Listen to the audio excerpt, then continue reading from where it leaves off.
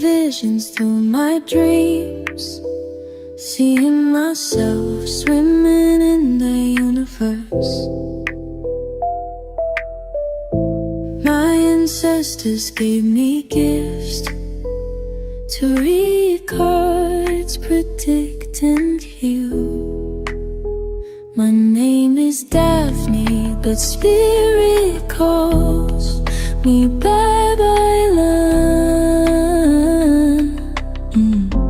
Angels communicate through numbers. Intuition is so deep. The gift I fully embrace within.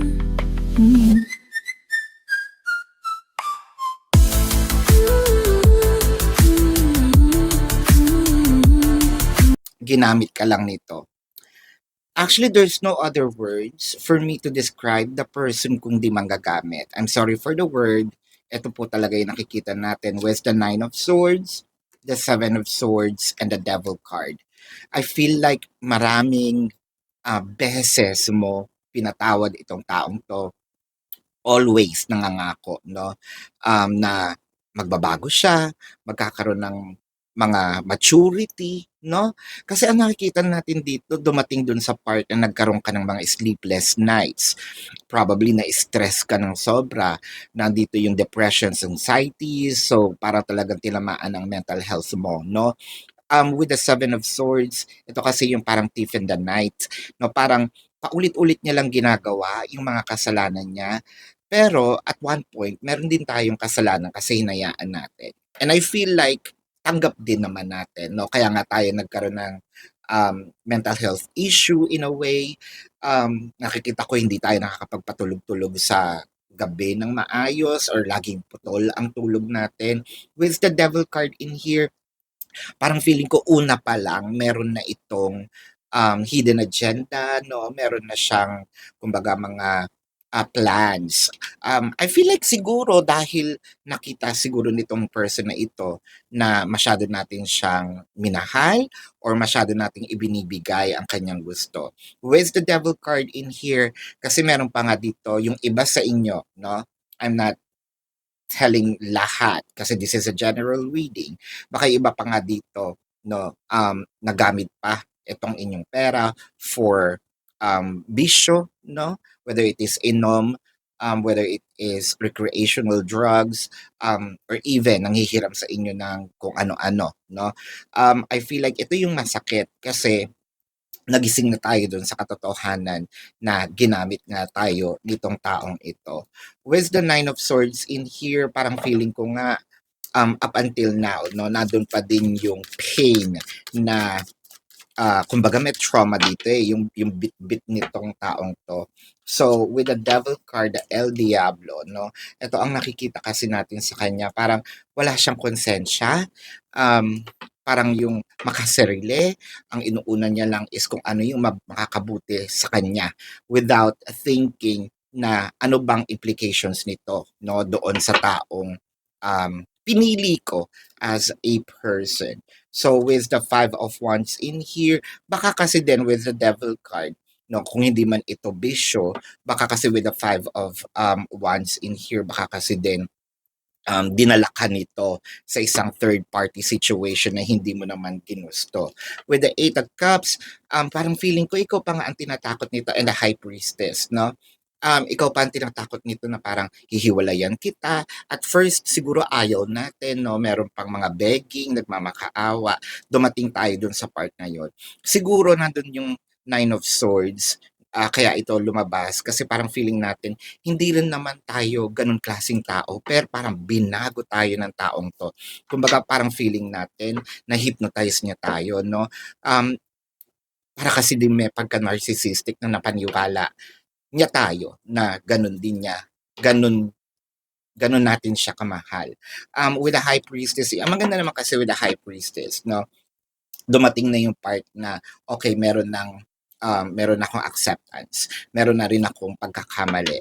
So ibig sabihin nito, sinasabi mo rin sa sarili mo, okay, may contributions ako, bakit nararamdaman ko to, pero this is over. Hindi ko na gusto yung nangyayari at hindi ko na gusto pang mangyari patagalin pa itong pain na ito. So, why not prolong the agony if I can end it right now? No? So, kaya tayo siguro nagkaroon ng separation with the Four of Cups. Ayaw na natin. Marami pa siyang mga pangako, pero parang feeling natin dito, wala na eh, manhid na ako.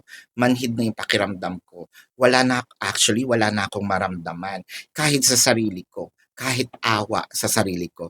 Para naman nakakaiyak to. With the Queen of Swords, alam mo, pinatigas nito yung puso mong in a way na siguro, no, madami din tayong natutunan if in case magkakaroon tayo ng mga new encounters in life, new energies. I feel like itong mga binigay niya sa ating pain, I feel like magagamit naman natin ito para to filter the other person. Pero I hope na wag din naman natin lahat i-generalize, no, itong person na dadating. Pwede sigurong gawin natin itong gabay, pero wag natin ibato, no? I-assume na ito agad ang mangyayari. So with the strength card, ito nga yung sinasabi ko. Actually, madami ka pang gustong sabihin, madami ka pang gustong gawin. Kung okay nga lang gumante, pero you're becoming a bigger person in here. Mas pinipili mo na lang manahimik. Tingnan pa natin yung ibang cards dito. So ayan na nga, bago po natin ipagpatuloy, marami na uling nagme-message sa akin dahil weekends na, no? So itong mga gumagaya sa Babaylan TV, nagme-message na kung kani-kanino. So again, hindi po ako unang magme-message. Una, titignan nyo, kung napapanood nyo ito sa TikTok, tignan nyo agad. Kapag may nag-message, una, hindi ako yon. Pangalawa, titignan nyo agad yung followers. So, nandito na tayo sa 207,000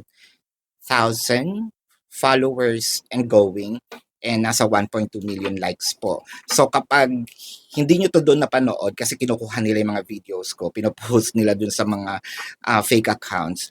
So, hindi po ako yon. Okay? So, wag po kayo makikipag-usap. Kung sa Facebook nyo naman po napapanood ito, please check.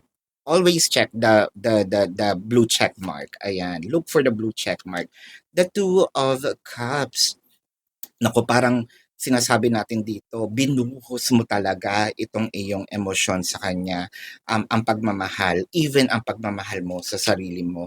With the Two of Wands in here, tama ba na mabilisan yung nangyari? Parang hindi mo na rin alam na parang pinatakbo tayo nitong relasyon na ito. Parang siya yung nag-manipulate ng buong relasyon up until mapaniwala ka niya na wala ngang ibang magmamahal sa iyo kung hindi siya. So, actually tayo yung nag-love bomb, pero parang parang na-navigate niya itong energy into something very manipulative, no? With the Ace of Pentacles in here, and that actually signifies na marami itong nakuha sa atin. Hindi lang naman abundance, no? Pentacles may mean literally, katulad ng sinabi ko, pwedeng pera, or something that we can see, taste, touch, hear, smell, pwedeng yung peace of mind natin, nakuha nito, no? Yung tiwala, amor, no? Ng ibang tao. Parang feeling ko may pagkakataon pa dito na mabilis ang mga pangyayari to a point wherein hindi mo na alam na binibigay mo na pala maski yung para sa'yo, yung ibang mga natabi mo. With the Seven of Wands. So, I feel like pumasok ito sa buhay mo strategically, and I feel like ginamit niya talaga, no, yung mga kahinaan mo with the Knight of Swords. Kanina ko pa nakikita yung sobrang bilis ng mga pangyayari with the Lovers, sobrang pinaniwala ka nito. I feel like magkakaroon ka naman dito, no, ng healing part with the Lovers kasi surpassing the challenges. Pero I hope na maka-move forward ka sa ganitong klaseng relasyon. Let's check the zodiac sign of your person, or this can be their sun sign or a placement in their chart, or baka lumabas din ang zodiac sign mo. So I am seeing Gemini, Sagittarius, Leo, Taurus, Pisces, Cancer, Scorpio. I am seeing Capricorn. So this is your reading, Love and Light. Namaste. See you po sa susunod na readings at mag-ingat po kayo. Goodbye. You want the